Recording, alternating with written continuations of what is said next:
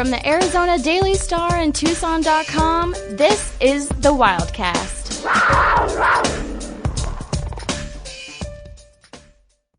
Another Wildcast podcast coming your way on the Wildcaster mobile app, also on Spotify and Apple Podcasts. Please subscribe, rate, review, comment, do all of those things, the Wildcast, and as always, be sure to retweet it and repost it whenever we share it on our social media platforms. Justin Spears here with Michael Lev, and we'll be talking some Arizona Wildcats football and their big win over UCLA on Saturday.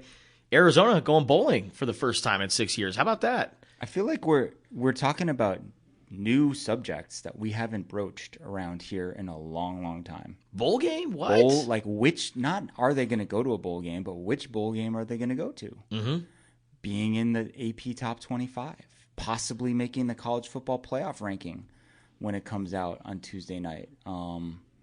It's been a minute. Kind of have to readjust our expectations, I think. Yeah. A little.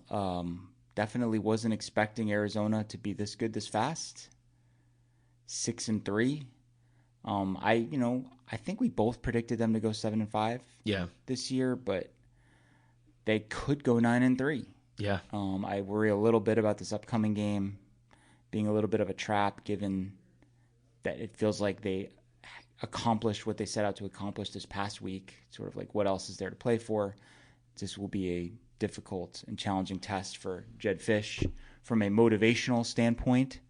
But it's out there. Yeah. It is out there. Let's say, just go 2-1 in the last 3 games. You're 8-4 in year 3. 2 years after going 1-11. Yeah. 2 years after trying to shake off a 20-game losing streak. Mm-hmm. Incredible. It's impressive.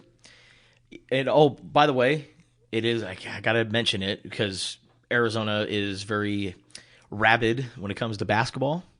Basketball starts on Monday. We are recording this on Monday morning, so we have not gotten to the Morgan State game, but you got Arizona men's basketball tipping off against Morgan State, women's basketball on the road against New Mexico State, both starting on Monday, and then also have some games later on in the week. Big one on Friday, Lev. Huge. Dookie Blue Devils. Talk about a first true road game starting off the season. That's a big one for Arizona. And I know Lute Olson is looking down very proud of Tommy Lloyd for the non-conference schedule that he's been able to assemble. What a gauntlet. But, yeah, Friday, that game against Duke is going to be an absolute big one. Maybe we'll talk a little bit about it with our guy Brett Farah on Thursday. Yeah, talk about think about that. It's not even a 24. It's less than a 24-hour period of Arizona basketball against Duke and then Arizona football against Colorado. Yeah. You got yourself a day game, Justin, in Boulder, which is an awesome scene. I know you've never been there before. It's a great place to watch a college football game. Hopefully Ralphie will be released before the game, and we'll be running around. There's nothing like it. It's a beautiful setting out there. We don't know when the Utah game is going to start. That's subject to a 6-day pick window. We'll find out probably Saturday night. It could be 12:30. It could be 8:30. And there's a lot of different reasons why people want either one of those, and so we'll just kind of see what happens. I feel a little bad for the fans. One of the complaints that they have about the way this all works, and it's not exclusive to the Pac-12, every conference is subject to this, is even 2 weeks out, it's still hard to plan. Yeah. Let's say, for example, that you were living up in Phoenix, right? And you wanted to drive down for the Utah game. Like, if the game is at 12:30, you could leave at 8 in the morning, and you could go home afterward, right? If it's at 8:30, like, you could leave in the afternoon, but you probably have to stay overnight. Yeah. And that's a whole, and how do you plan that out? Yeah. Without having the information in advance. College football is kind of unique in that regard. They don't schedule out the whole season. TV runs the show. Yep. So it makes it challenging. And it makes it challenging for us, too, when they have these late night games, because we feel the effects in a major way on Sunday, even into Monday. Those Sundays are killer. We soldier on. Yeah. Those Sundays are killer. By the time I'm done, I hear Chris Collinsworth's voice talking about the Sunday night football game. I'm like, where did the day go? It's so I totally feel you there. But with that being said, Lev, Speaking of that late they game, all stuck around this past Saturday night, no matter how late it was. That was very impressive. The fact that it wasn't a sellout, yet the fans were very much involved in the game. I wouldn't say it was like so loud that UCLA was maybe a little disrupted. Like, it wasn't that kind of environment, but the fans were very much involved in the game and they stuck around. And then they also, played by the rules and helped out the U of A not spend a bunch of money, because our guy Jeff Dean on the PA mic said, fans, you got to wait 60 seconds or something like that before you rush the field to avoid fines. It was one of the most orderly field stormings that I've ever seen, if that's even possible. Yeah. I almost feel like the more valuable attendance would be like how many people are still there in the fourth quarter. Yeah. Not how many people are there at kickoff. Yeah. Because that's what's happened a lot to Arizona over the last several years, is you get a good crowd at the beginning and then they're getting blown out, or it's super late and parents who have kids need to take them home, or students want to go out and party or whatever, and they don't stay. Yeah. You just lose. There's a retention issue. And I didn't see that. We were looking and talking about it there late in the third quarter, early in the fourth. They stuck around. They did. As I think the last line of my column was something like Arizona Stadium, the place to be. Mm-hmm. Even when it's 7:30 at night. Almost 11. It was after 11 by the time that the fans came on the field. Mm-hmm. It was a great environment. And I think also adding the fact that it was homecoming, it was the last game against UCLA as Pac-12 opponents. The whiteout work was a good look. Gronk being in town and Khalil Tate coming back for the first time since leaving the program in 2019. Yeah. Like all the alumni, all the former players, the whiteout crowd, UCLA. It was just a nice mixture. It was a great college football atmosphere. Whiteout. I also tweeted whiteout greater than stripeout. The stripeout just didn't really work. No, I don't think they should do that again. But if you want to do a whiteout, a blue out, a red out, blackout, any of those, one single color, I think it was pretty awesome. Mm-hmm. I wouldn't mind them handing out like towels or pom-poms of the corresponding thunder color. Sticks. Thunder sticks, whatever, to make it accentuated even Fish more. Sticks. Fish sticks. That's what they should do. Have like thunder sticks, but call them fish sticks. Oh, nice. Get marketing on the phone. Oh, man. So regarding the game itself, anything stand out to you now that we're a little bit removed from it, about how Arizona played, how it all went down? Well, first of all, it became personal right off the bat with the whole uniform situation. And maybe we'll ask Jed about that on Monday. Yeah, Chip Kelly denied any knowledge or any involvement of that situation. So apparently Arizona was denied their white uniform, so they couldn't wear the whites. They had to wear what my co-host on Spears and Ali calls Ali Farhang. He calls it the whipped cream blueberry look, where the Arizona had white helmets, blue jersey, blue pants. Lev's least favorite uniform combination. Favorite, yeah, I don't know why they don't just wear the white pants with those. Yeah. I think that's a really good look. White pants, navy tops, and white helmets. Boom. Or if you really wanted to, keep the white element, wear white pants. And I thought maybe a red jersey against UCLA, because the basketball team often wears red whenever they play against the Bruins. Maybe Arizona would have gone the red route, but they decided to go navy blue with white helmets. But yeah, apparently UCLA denied Arizona's request for the white jersey. So then it became personal. And I think what really stood out to me was just the level of physicality Arizona is playing with now. And I'm not sure if it's Dwayne Aquina's doing, the presence that he has, the hard-nosed coach that he is. Guys are swarming to the ball, and they're hitting guys, and they're getting off of blocks. And we've always talked about Arizona's defense struggling to make tackles. Like that always seemed to be a common theme with the Kevin Sumlin era, and even early parts of the Jed Fish era. But now that they've been able to kind of get the guys that they want in place and coach them up and develop them, you don't see a lot of missed tackles anymore. And it's like as soon as they get off blocks and are sticking to the ball carrier, the guy's almost going down immediately. And I've noticed that in particular with the defensive backs, like Traden Stukes and Dalton Johnson, Ephesians Prysock, like these guys are physical defensive backs. And it trickles down all the way to the linebackers, right, with Jacob Manu. He's kind of the guy at the center of it all. And then I just think everywhere else on the defense, I mean, heck, even Taylor Upshaw and the defensive lineman that they got, there's just a certain level of physicality that this defense is playing with. And it's been one of the most impressive turnarounds I have ever seen on one side of the ball. And that's come. And I'm talking about a team that had an offense go from awful to one of the best passing offenses in college football. To me, what Johnny Nansen has been able to do with his defense, it's remarkable. I happen to be looking up the game when UCLA came here for game day back in 2015, and one of the first things, or one of the main themes of Rich Rod's post game was how bad their tackling was. Yeah.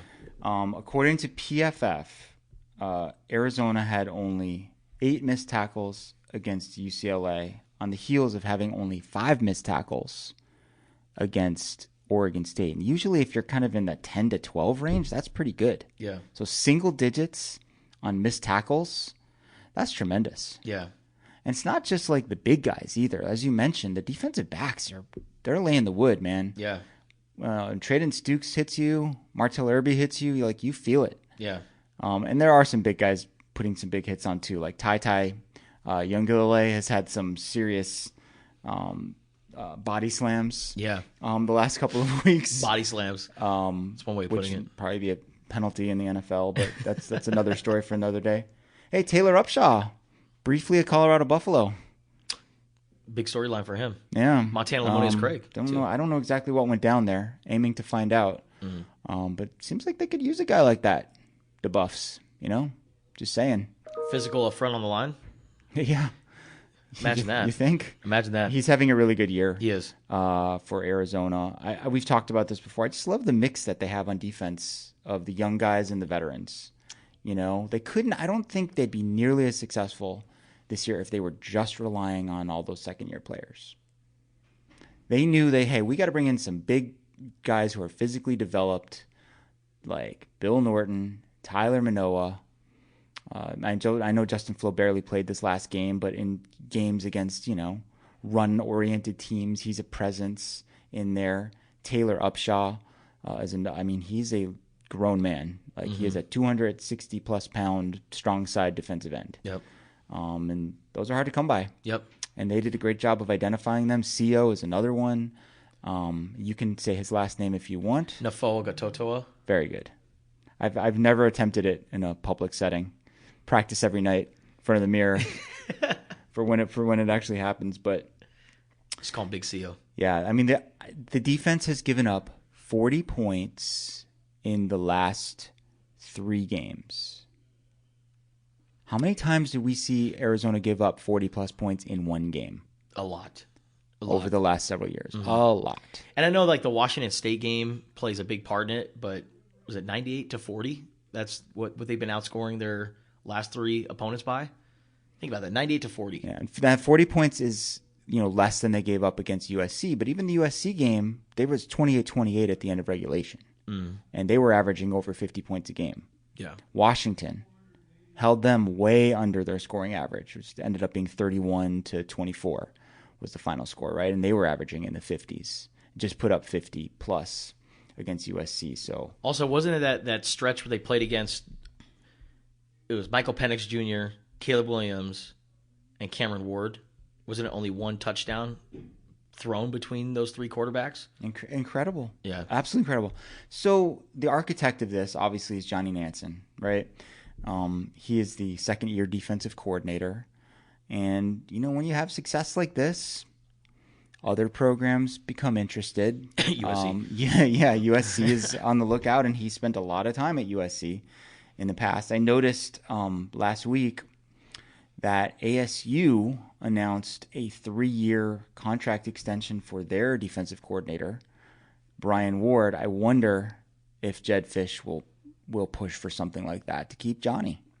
Because unfortunately, a lot of times when you have success and you're not one of those quote-unquote upper echelon programs in terms of revenue and budget that can afford to pay these outlandish salaries, you could lose guys.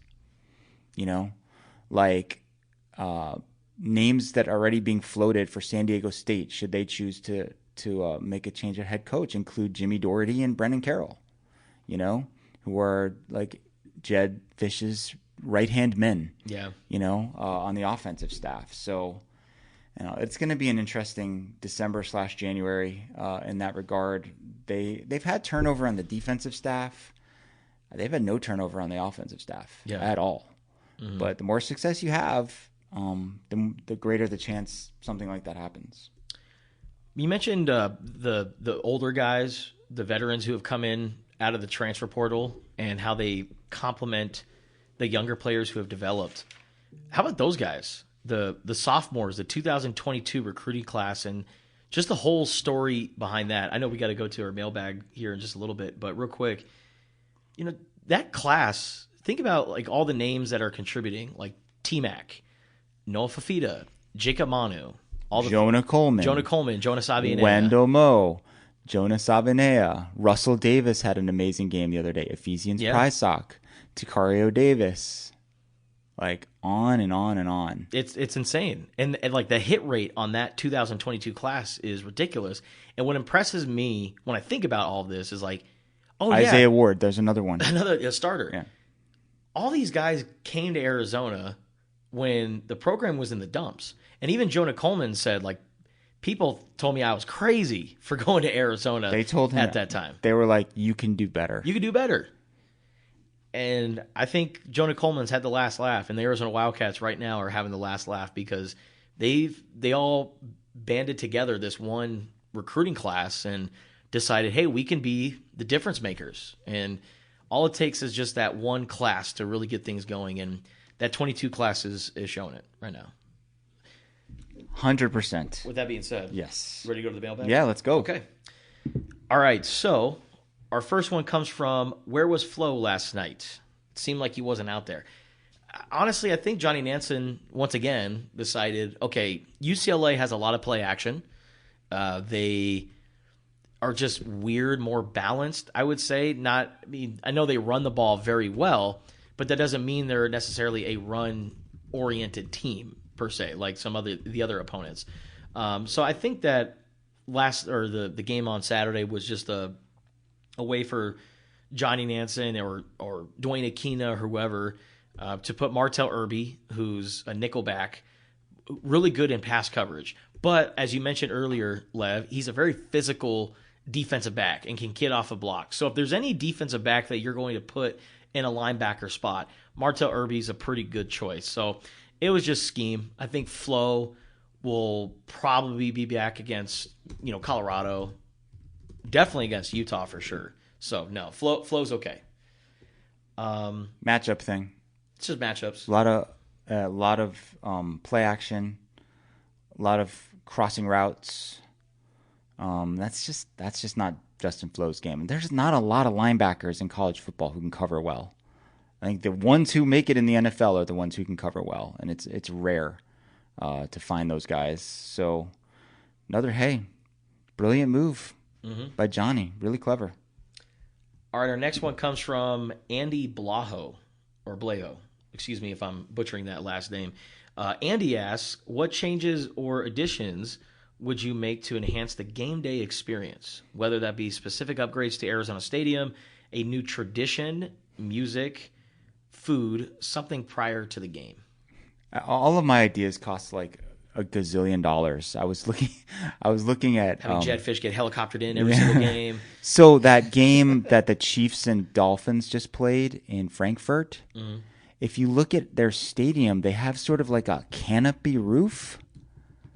That's not like it's like physical structure. Yeah, but it brings shade to the stadium. Like, how incredible would that be if you could have shade, day games, and have day games at the stadium? That would be one thing. Based on some of the things I'm seeing on X/Twitter today, I would say lower prices would probably maybe be a good incentive to get people in. Obviously, the stadium itself needs work. It's old. especially on the west side. This is a project that was going to be launched, and then the pandemic hit, and it got totally sidetracked. At that time, like seats instead of bleachers, I think would make people happy. Yeah. That's something for sure. I don't know. My biggest thing though is shade, so that you could actually schedule some day games. Because, I mean, Pac-12 after dark, soon to be Big 12 after dark. I mean, it's cool and all, but college football it's a daytime sport. Yep. I know you wouldn't have the sun shining on the field, but it would be a comfortable place for people to sit and watch a game if you could somehow put a multi-million-dollar canopy over Arizona Stadium. That's probably the craziest thing I've ever said. And on it can this still podcast, by the way. And it still could be a home field advantage for Arizona because it's still going to be relatively hot if you do it earlier in the season. So you still have that advantage against the opponents, but you're also not out there killing your fans, by having them just bake in the sun in September or even early October. I would actually introduce, and we've actually talked about this on Spears and Ali. Arizona comes out to Kickstart My Heart by Motley Crue. And you have like Wilbur on like a motorcycle or just something that brings out the team. You want to be able to have a pregame tradition that gets all the fans kind of dialed in the game and ready to go. Can you bring in Scooby Wright every week? I mean, he was like in full, as you mentioned, he was like in full on WWE mode. Yeah. Like hyping the crowd. Yeah. Maybe I don't know, maybe you do that, maybe have him record a video of doing that. Because he was really good at it. Mm-hmm. That was very, very cool. And they've tried multiple options like between the third and fourth quarters. I think we're on our third or fourth different song or idea. For that whole thing. I mean, when the whole crowd chants U of A, I think that's very cool. Yeah. That's a good tradition. Like I said, I like the white out or the red out. Those are good. The more deals you can come up with, 2 for $1. Yeah. Just to get people in the building. Speaking of the U of A thing, yeah. I've noticed this before, like at the start of every fourth quarter, like a certain point in the game, like the cheerleaders would hoist up the U signs. Okay. The middle of the stadium would do of, other side does A. Okay. And it sounds so cool when it's a packed stadium. And I've noticed they don't really do this anymore. Is it because of the whole U Arizona thing? Huh.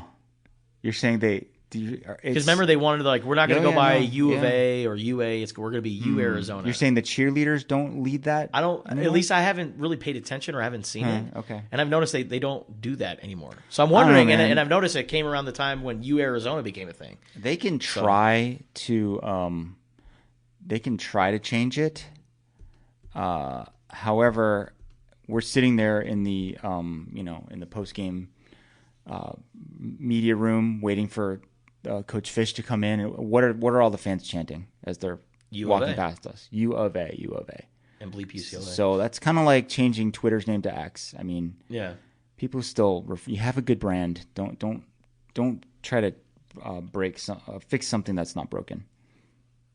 Also, I think there are Sonoran hot dogs at Arizona Stadium. Is that correct?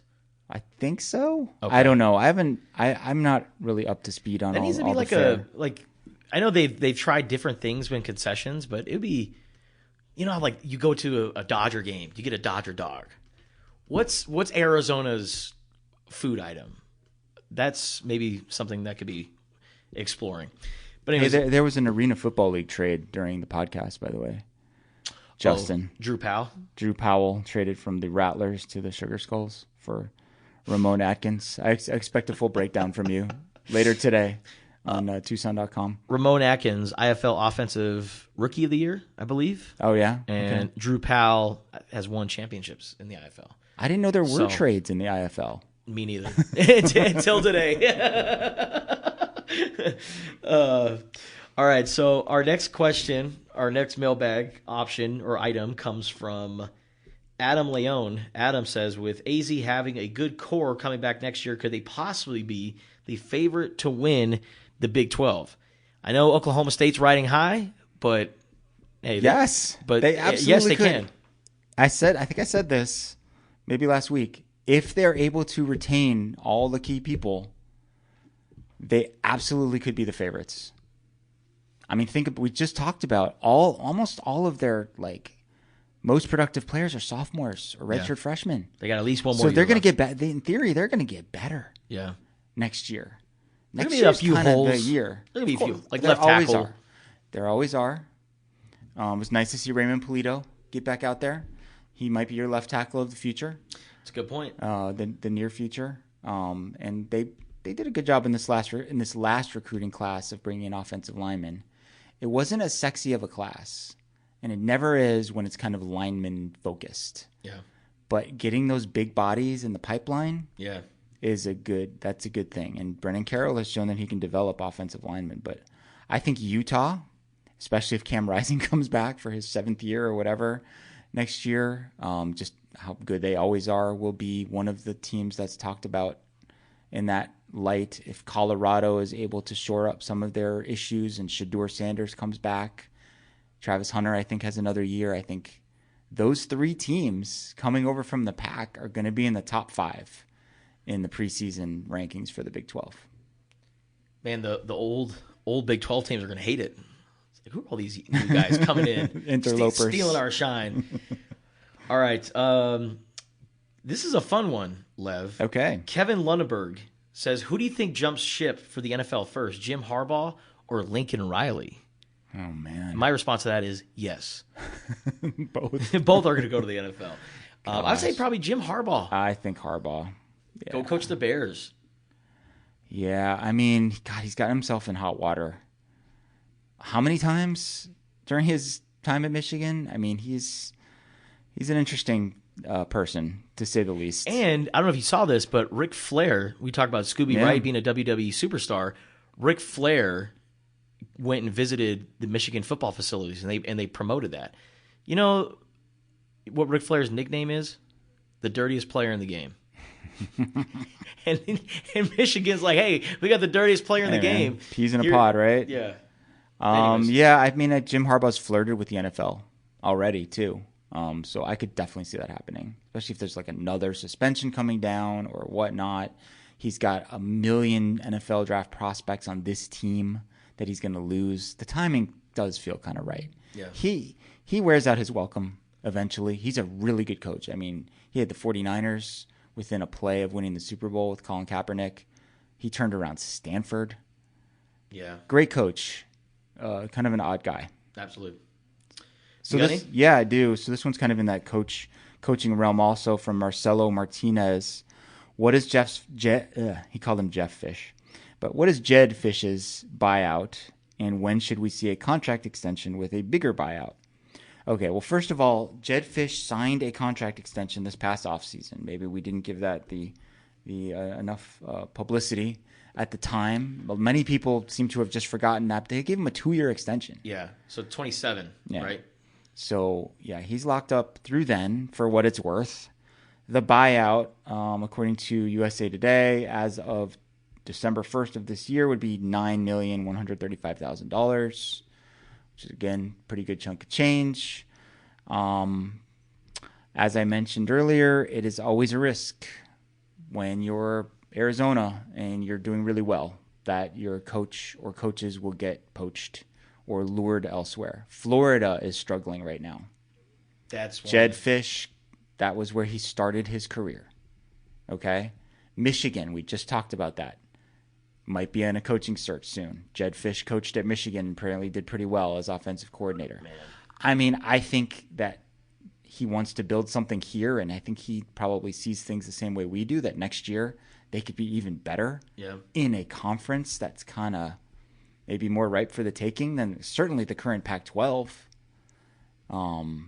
He's set up for success at Arizona in 2024. What if Florida gives him a blank I check? I know. You know? I know. How do you say no to something like that if it were to happen? Which, of course, this is just total speculation.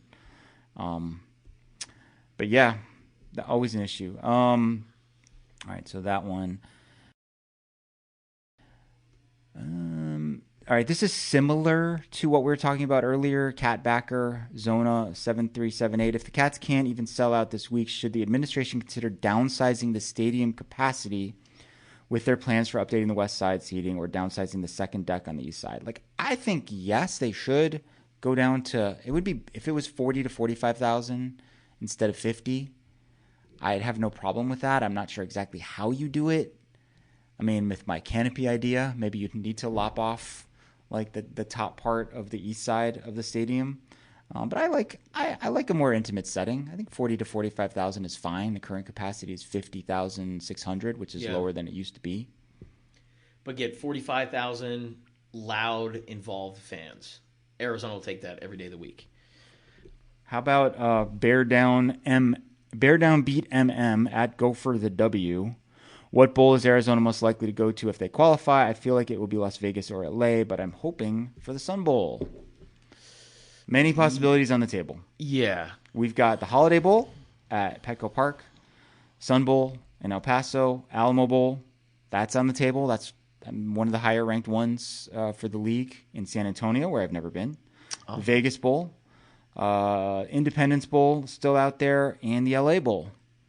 And they range from December 16th through December 29th. They're all different times of the day. It all depends on how many teams, get into the college football playoff. How many teams, if only one makes the CFP, does another one make the New Year's Six bowls? Yeah. Because then the pecking order changes. You move up a notch, right? And then how do they finish the season? Yeah.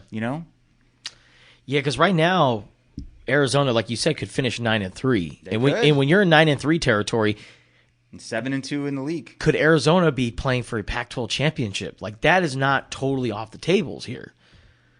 So, how Arizona finishes off the season obviously will be very interesting, and all eyes will be on the Wildcats. But in terms of like pecking order, if you want to rank them personally, yeah, go ahead. Shreveport's last. I don't want to go to Shreveport. Sorry, Shreveport. I don't want to go to Shreveport, Louisiana. I'll probably say San Antonio will probably be next. I mean, I've already been to San Antonio. Great city.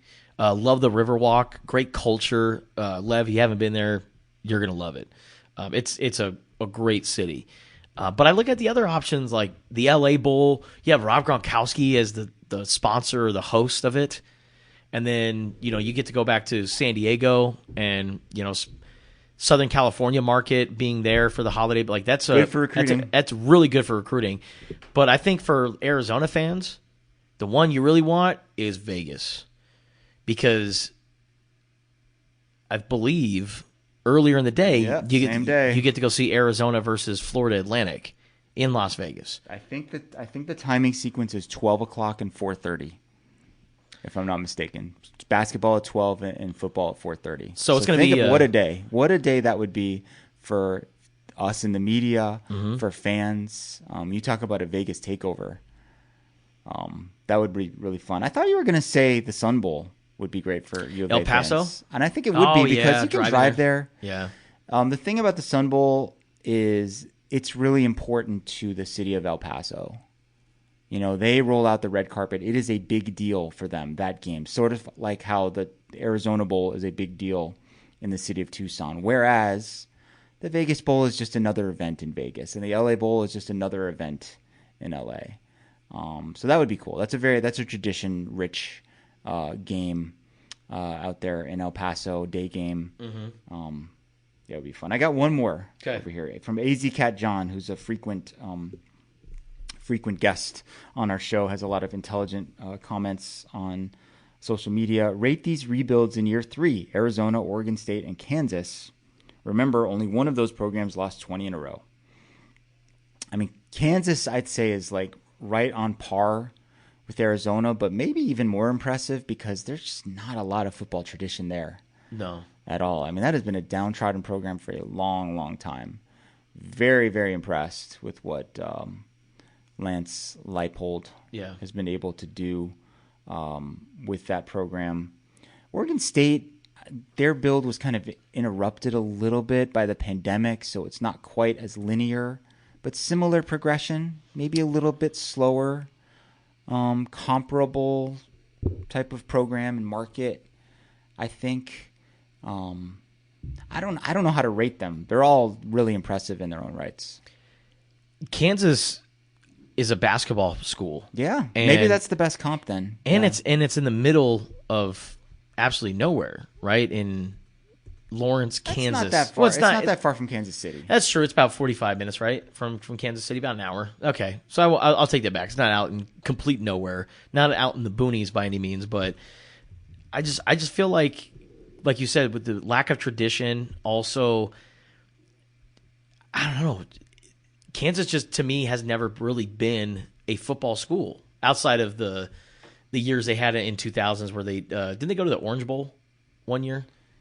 Yeah, Mark Mangino had some success there. They were 12-1 in 2007 and 8-5 the next year. And then, you talk about the dark times. I mean, the best season they had between 2009 and 2021 was 5-7, and that was Mangino's last year. After that, you ready for this?